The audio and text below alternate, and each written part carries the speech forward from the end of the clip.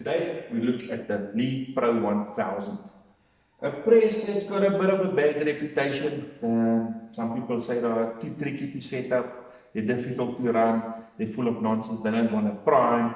But I'll show you today how to go through everything from setting it up, how to do the timing, how to check the priming system, make sure everything is set up correctly, that these machines can work properly. I loaded many around on the Pro1000 before I went over to the Loadmaster. I've fixed, I can't tell you how many of them I've fixed over the years. They're good little presses. Very popular in the second-hand market because there's a lot of oaks that just give up on them. So newer models, you'll know, has got a different base to this. Lee has made some upgrades through the years. They don't just sit back and release a product and leave it like that. They listen to the market.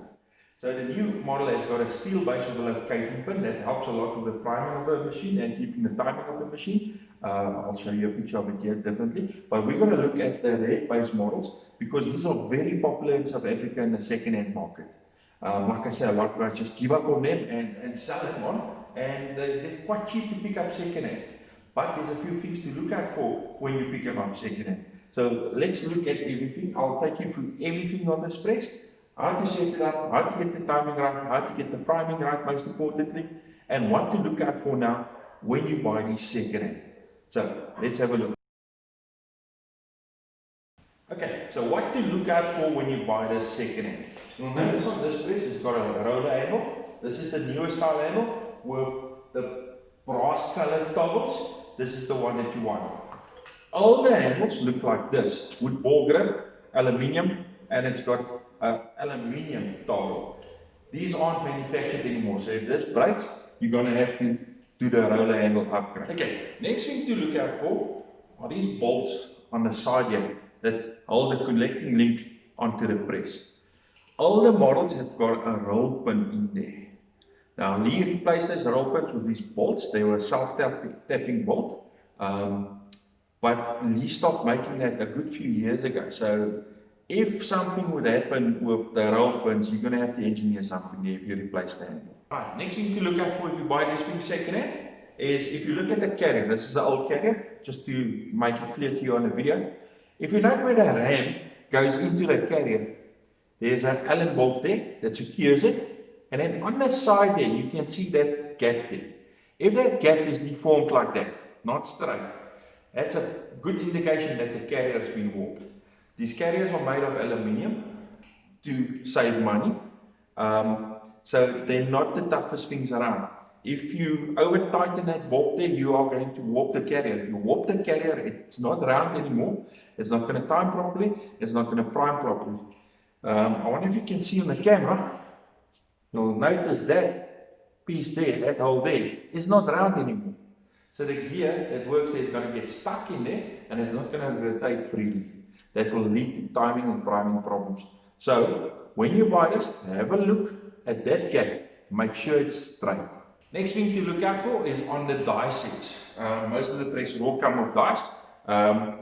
Older bullet seeking dies from Lee look like this. Note the bottom. Okay, that will not work with a bullet feeder. Okay, newer dies look like that. See the angle there? That's to accommodate the bullet feed fingers. Okay. So if you buy one and you get one like that, you will not be able to use a bullet feeder with this die. Right, the last thing to look out for is the powder measure. This is the old Lee Autodisc powder measures. See that? These aren't made anymore. You cannot find this anymore. The springs wear out. Where they tighten onto the disc here with screws, check there that it's not damaged. If you buy a press with this, and this could possibly still work for you, but start budgeting to get a new powder measure. Right, now everything in this press happens in this carrier. All the magic happens here, and all the swearing can happen in here. So let's now move the carrier to inspect it. I'll show you what to do, how to clean it, how to repair it, how to put it all back together, how everything works. So what you need is a 3/16 imperial sized Allen key because that bolt there is imperial size. Remember, this is from America, everything's imperial there. It's not in meters, it's in inches and those types of things. You need a piece of wood, something that you can pull the ram from the carrier. Okay, so first thing, remove the turret, put it one side, remove the Z bar from the press, take out the case slider. Move your carrier to the top, take your piece of wood, put it in there, Allen key, loosen the Allen bolt, don't take it out tightly, just loosen it a bit, and then remove the ram from the carrier. So take a piece of wood, put that away, so you can see now the ram's removed from the carrier. So ram to the bottom, and then just work the carrier out of the press. So there is your complete Pro 1000 carrier. So if you look at the carrier as such, you've got an action rod, you've got a drive bolt that holds the shell plate, you've got a case ejector there, you've got your priming trough with a priming pin on the inside and a spring, you've got this little pin sticking out here, very important, you've got your case sensor. This case sensor is one of the main reasons why this thing gives you trouble, because this is not set up properly. At the bottom, you've got your cover plate, you've got your gear system, you've got your timing screw. Look how that timing screw should sit in there. It should not be outside. But we'll strip this now and go through everything bit by bit and how we put it back together. So let's take this apart. Okay, before you start stripping this thing, there's a lot of small parts in here. Get yourself a little container to put things in. We start at the bottom. Remove the two screws holding the cover plate on.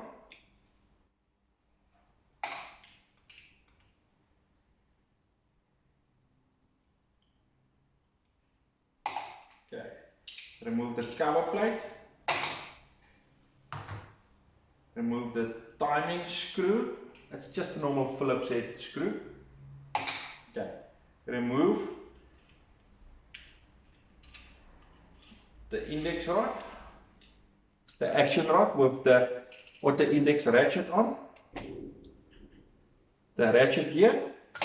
Okay, now we turn it over.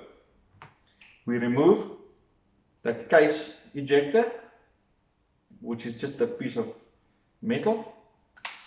We remove, you don't have to take that screw out all the way, We remove the case ejector, the case sensor, sorry.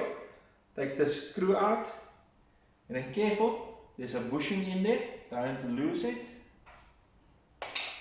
Okay, and the tension finger. And then again at the bottom, there's the case sensor clip, take that off. Okay, now secure the shell plate in station 1, there's a hole through there where it primes, and then with an Allen key, tighten to loosen now from the top, because you're working upside down. I always struggle with that. So, turn the drive bolt out till it falls out, drive bolt. Now careful, shell plate, put one side. Inside here is a ball and a spring in station 3. Ball and a spring. That ball and spring is very important to the index of a press. The index stops on that ball. When you set it up, you'll hear it click on there. Now, sometimes the action of the indexing is a bit rough for some legs, and you will get a bit of powder spillage as the case moves from station 2 to station 3. You can cut down the spring to reduce that, but only do that if you've got a spare spring in the first place. But I wouldn't suggest it. I would rather just keep my finger on the case as it indexes. But yeah, if you do that, have a spare spring. If you cut it too low, the indexing is not going to work. Okay, priming system. Work out the priming trough. Okay, now you got your priming pin with the spring on top, and you'll note the pin has a short end and a longer end. The spring goes on top of the longer end, and the short end goes to the bottom, and the long end to the top.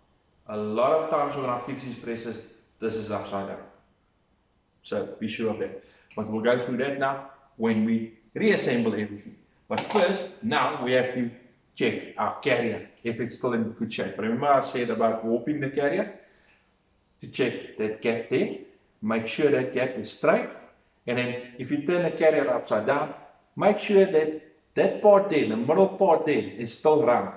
Your ratchet gear should fit freely on it and be able to move. It shouldn't be a tight fit there. If it's a tight fit, something's wrong. When a carrier is warped, the timing, the priming, nothing's going to work. You can set the timing how many times you want, it will kick it out all the time. So inspect the carrier. Now we're going to have to put this back together. Now before we reassemble, we need to make sure this is clean. Dirt and a Pro1000, they're not buddies. Okay? So make sure this is clean. Right, first thing we need to do is we take our priming pin. Okay, I'm going to do this in real time. These are small parts, so it's going to take me some time. You got your priming pin, you got your top, the long part, the short part at the bottom. Priming pin spring on the long part. Short part goes into the carrier in the priming part there. You'll see there's a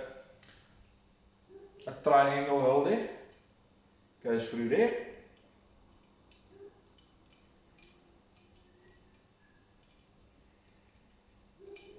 Right, that took a bit longer than that.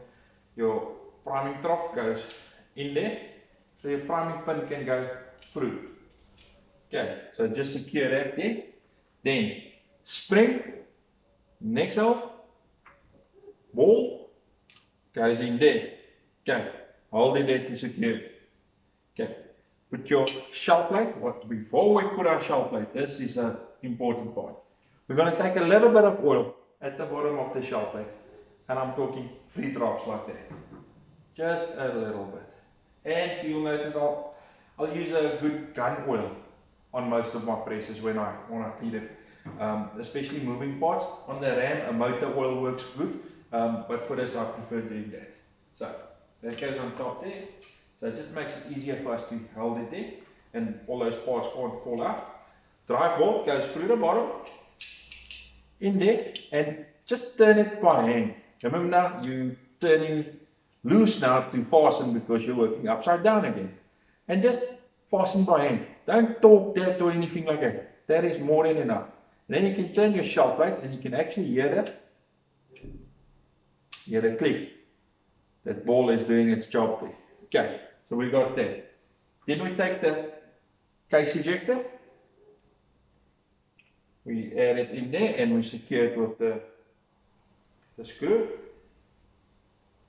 Okay, the case ejector, just make sure it doesn't interfere with the working of the shell plate. You get some plastic ones that's freely printed on the market and things like that. You don't need all that. All that thing does is kicks the case out. The loaded case is kicked out by that. Just make sure it doesn't interfere with the shell plate. That's all. If it's bent, bend it straight. Easy. Now we're going to do the case sensor. But now to do the case sensor is tricky, so bear with me here. You've got your tension finger. Okay. Now that goes on there. Just keep it there with your hand. If you note how it's going on there. Then your case sensor with the bush from the bottom, okay, goes on top, and then the screw goes hopefully through everything easy and secured. Let's see. Yeah, I'm lucky. That's normally a bit of a red mark. Just make sure your tension finger is set properly there. Then just secure it. Yeah, just tight. It just needs to move like that. That's all it needs to do. So that's basically the top of the carrier completed. Now we go to the bottom. We turn it upside down. First thing we need to do is take our ratchet gear. With these ratchet gears, make sure that there's no burrs, no marks, no anything. These gears need to be perfect. they will wear out over time. So cheap parts, keep some on hand. So that goes in there at the bottom, and make sure it can move. Okay. Then your action rod. You'll notice the action rod has got that twist. That's what does the indexing. And then there's that little auto index gear that goes there.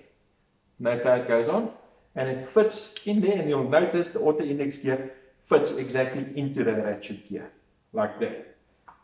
Then you take your index screw, your timing screw, and you secure it like that. Okay, notice it's on the inside, not on the outside. Okay, keep it like that. Okay, now your cover plate goes on right way up. Secure it with the 2 screws.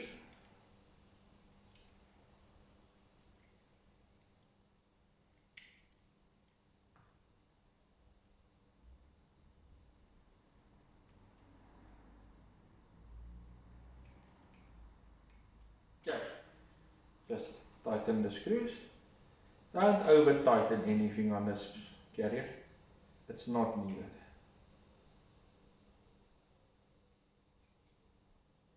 Then you're basically done with the carrier. It's quite simple. It's not complicated. It's nie hooggraad wiskunde. It's not that difficult. Now the one important thing that we have to fit now, except for the priming pin that's you can put in upside down, remember that? Now we have to secure the case sensor. Now you got your case sensor clip. It's almost like a triangular type clip. See, it's got a straight side and it's got this side of the curve. The straight side goes into the slot. Okay, other side around. So secure the plastic part of the case sensor like that. Now test it. Okay. Now what this case sensor does, if there's no case, it won't feed a primer. Very important. Okay. Once it's set a primer, the case sensor, the priming pin stays up, stopping any primers from feeding down. When a case comes past, it will kick the case sensor. Hear that click?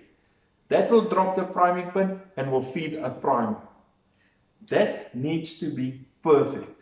That's one of the main reasons for priming problems on this press. Okay, so test that a couple of times. Push the pin up, hear that click. And if you look inside, you can actually see the pin dropping. That's perfect. Then turn your shell plate, and hear that click. That's the index stop. Okay, we'll get back to that now. But that's your carrier reassembled. Let's put it back into the press. Before we reinsert the carrier, just note the priming trough here. Okay, this is a plastic injection molded part. Part of that process will leave a burr or two there. Just make sure, inspect it inside, make sure there's no burrs, make sure it's smooth. If there's a burr, it can retard the primer and lead to priming problems. So just make sure it's smooth inside there. You can pull it apart to check. They're quite easy to work with. So just make sure it's smooth in there, there's no burrs, that will work.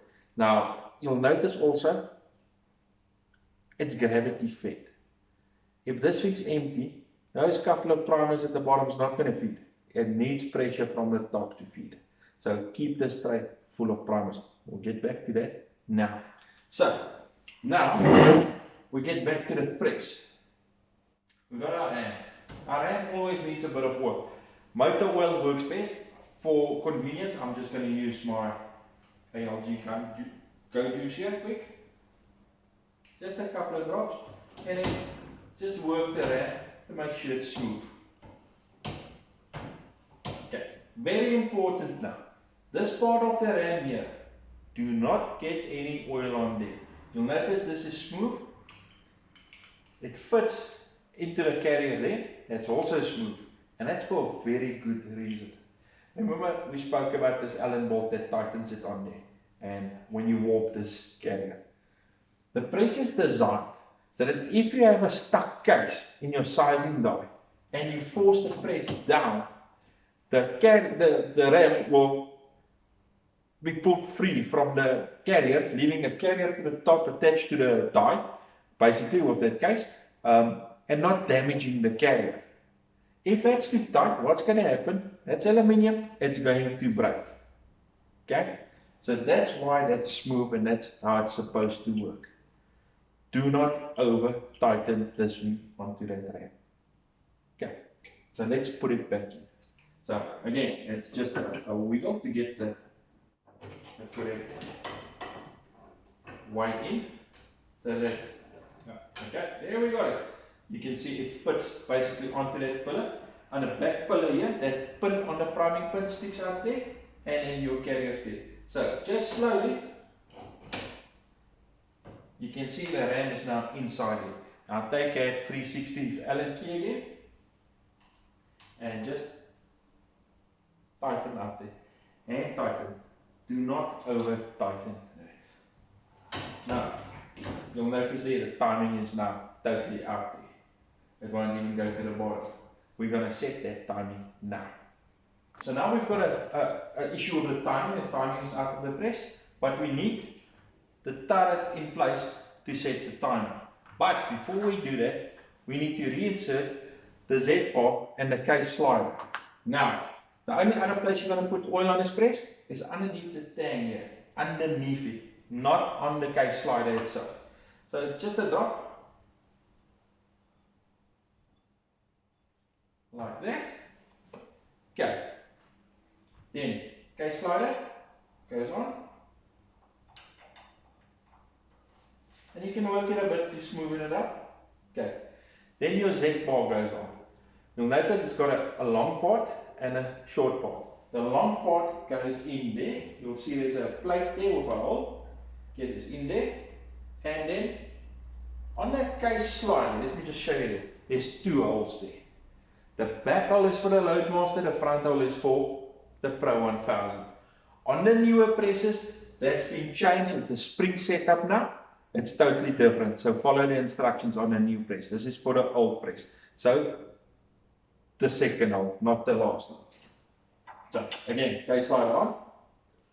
Just maneuver it so that it just clicks in there. Okay. Now you can put the turret back in.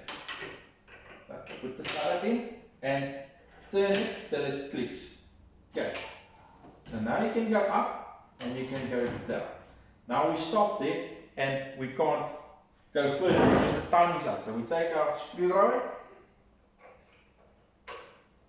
and you heard that click. That was very quick.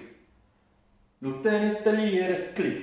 It's that ball with a spring. The sharp plate clicks on there, so the timing is perfect. To keep it perfect for as long as possible, turn the screw a quarter more and leave. Okay, so put your tools away, and now we can test the press. Now, there's one thing that I don't like here, but this is a personal choice. This handle's position. I like my handle to end up here, not here. Because when you prime with this press primes at the bottom. Okay? Our priming pin is now sticking out here. You can hear it there. If you look at the base, there's a mark there. When it gets to the bottom of the strap, it will prime. There's that little prime. So there's a little push you have to do on the handle here. I prefer to have that there. To change the handle, it's quite easy. Grab a 13 spanner. Undo the bolt here. So now I want to change the angle of the handle. So you've got your screw, your bolt, your spacer, and the handle will go fit in there. So now I want it at that angle. You'll see on the toggle there's also a space for the handle.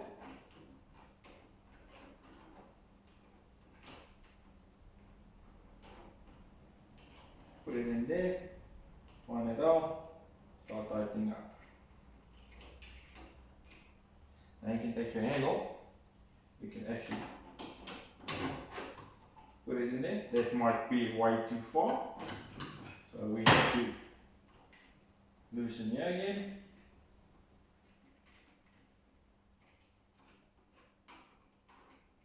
And just move it one click back. Just tighten it up a little bit. Get the handle in there. Make sure you are happy there. That's where I want to be. So just tighten that up. Again, 13 spanner. Tighten up.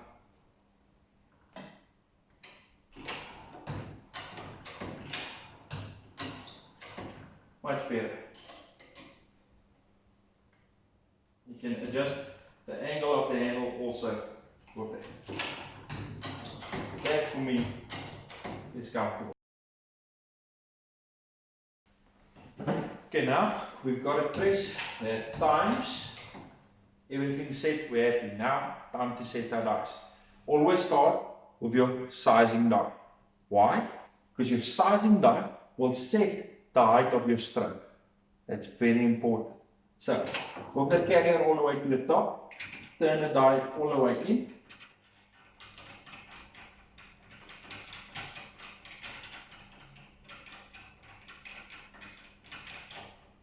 Making firm contact with the carrier, with the shell plate carrier. Okay, drop the carrier and turn your sizing die a quarter more in. That's a very important setting on Lee dies. That will ensure the case is fully sized. So, secure your locking.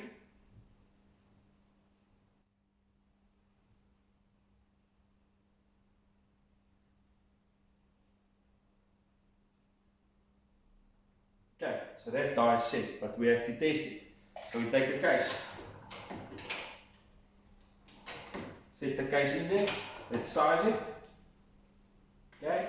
The case wasn't deprimed because there's no primer. These cases are deprimed already. But that would deprime also, and primers would flow down the ramp into, with these red base presses, it will fill up inside here. So it's a good idea if you've got a wood desk to make a little hole there for the primers to fall through. You can put a bag or a bottle over there. Okay, so the case has been sized. Let's move it through. And what we're doing also now is we're testing the timing of the press also. So, case falls out. So we take our case, we drop it into our trusted case gauge. Flush. Sized perfectly. Now with a case gauge, you want it to go in easy and out, easy and be flush. Okay, so your sizing die has now been set. The height of the stroke has also been determined now. The next thing we want to test with this press now is she priming properly? So what we need to do is, we need to fill a primer tray with some primers. I'm using these ones. I like these primer trays more than the round trays because primers don't fall out. It's got an on-off switch. You just have to lock it in the perfect position there. These things work. I like them. So let's put them in here. So that fits in there. Switch it on. On. So we can see primers have started to fall down the chute here, but it's not full yet. But look now what happens. Check when I move this press up and down. Watch here. You see that shake.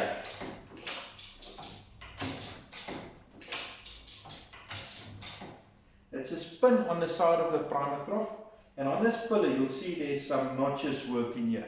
That pin rides in those notches and shakes the primer tray. That makes sure the primers are being fed all the time. So make sure that happens. If that pin is not closed in, you can bend it a little bit just to get it there. And also what you want to see now is, if we go up and down, you want to see your primer pin come up, but no primer being there, showing that your case sensor is working. So let's prime that case and see if she primes. Priming with this press happens at the bottom of the stroke. I'll show you now there. There's no setting there like on a Loadmaster to set the priming depth. It's as hard as you can press it. That's the setting basically. So, case in.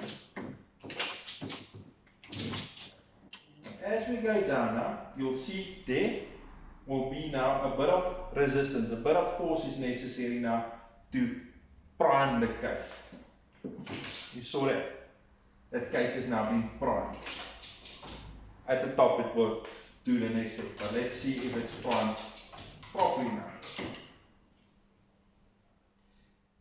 Primed. I'm using Remington primers because they are silver and they stand out nicely on the camera for you. So, so now we're kind of happy that the priming system works. We'll test that more, definitely. Now we need to do our powder through die. So again, from the press to the top, turn your powder through die till it touches the carrier, the shell plate carrier.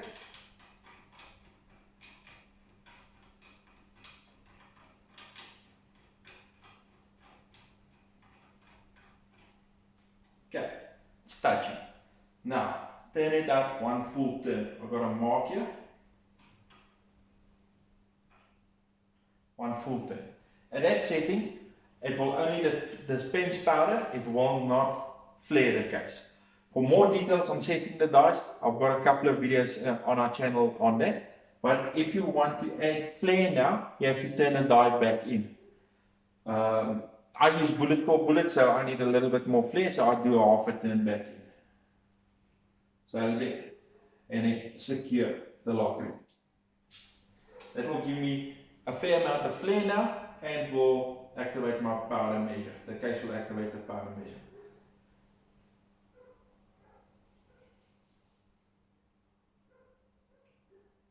Okay, with your powder measure now inserted, you're either going to use one of these auto drums, or if you bought the press second hand, you're going to use one of the older auto discs or the newer auto discs. They're all set up differently. Just follow the instructions there. I'm going to use the auto drum. You'll notice that I do not have the disconnect attached here. I'll explain that more in detail later on. But follow Lee's instructions. Use this disconnect if you're using it on a progressive press. Okay, so that's reset. So now we want to check if our case is being activated. So we're going to prime another case. We do not have a powder charge in here. We just want to see if it functions. So, case in, sizing, priming, activation. So everything here works as it should. That would have given us a powder charge now. But let's check that priming again. Since priming is the biggest problem on this press, that's something we want to check all the time. That's primed perfectly. So our sizing works, our priming works, our powder charge works. Next is the bullet seating die. So now our powder measure is being activated by the case. That works. Follow the instructions to set your powder charge. Everybody's powder charge is different. I'm not going to set that for you. I know what mine is, and mine is set there. You have to do your own load development in any case. So now we've got our bullet seating die in. This die is turned all the way in till it touches, and then 3 turns out, and then back in for crimp. CMJ bullets, maybe a quarter. You don't need much more than that. Bullet cork type bullets, almost no crimp, but test your crimp. That's explained in some of our other videos where we go through each die setting individually. You can check that on our YouTube channel. But now let's set this for our preferred COL. So what I have here is a dummy round that I've made. So I'm going to set that now. So you see I can move the shell plate. There's a space here to insert and move it back. Okay, you let it click back in place. Very important when you do that. Try not to do that a lot and try not to short stroke this press. So now I've got that in there. I don't want to go through the station 2 because that will add a primer to that and that is going to make a squib load and I don't want that. So, all the way to the top, turn the knob till you feel contact.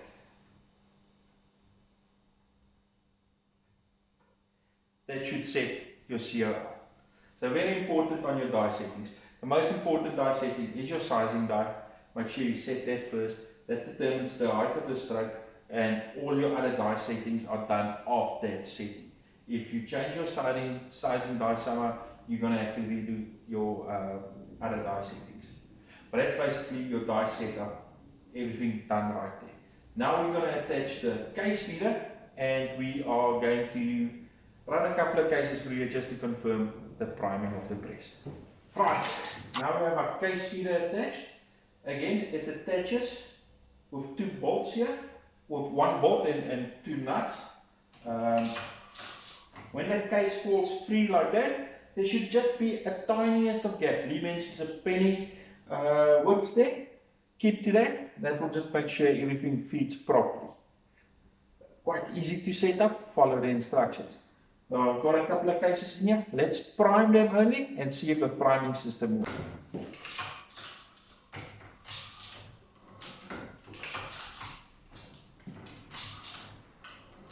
And while we're testing, we're going a bit slow just to make sure everything functions as usual. If something gets stuck or something goes wrong, do not force the press. Stop, have a look.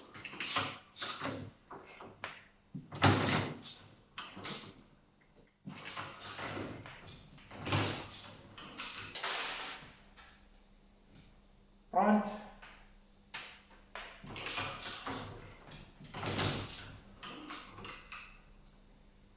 Right.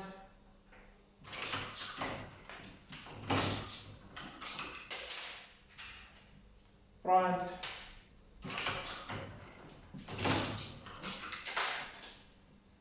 Right.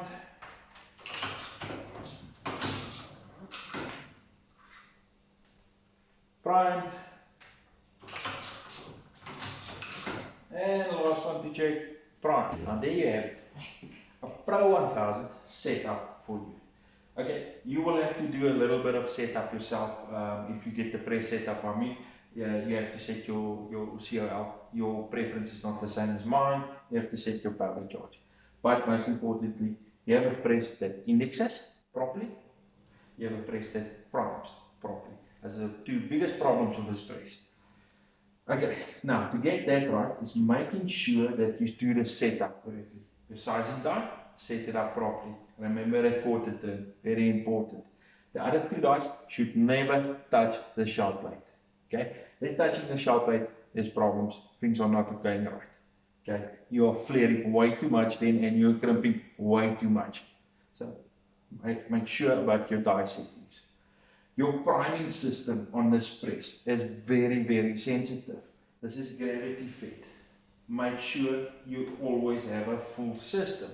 Do not run it empty. Those last couple of primers in that chute's not going to prime. They're going to get stuck and they're going to flip, which is even worse. Make sure you keep that clean. Make sure you keep it filled up. Make sure the tray is being shaken by the spin here. Your case sensor, make sure that it's set up correctly and it works. That's one of the biggest problems I have with these presses when guys bring the press here. This thing doesn't want to prime. The case sensor is upside down. It's never going to prime. So make sure of that. Follow the instructions. If you don't want to watch this video, Lee has got 100 videos on their YouTube page. There's so many instructional videos about Pro 1000s on YouTube, you'll get lost in it. Make sure your shell plate is clean. Your timing is going to go out with time. It's called timing. So just set it back up again. Don't force the press. Just look at everything. Important things to look out for. Make sure your primer pin is set up right. Long side to the top of the spring on top. Make sure your case sensor is set up right. Make sure your primer tray is free of burrs, your primer trough is free of burrs, and your primer tray is full. Keep it full. You can't finish the primers in there. There's ways to take them out. But yeah, you follow the instructions and treat it right. That's a beautiful press.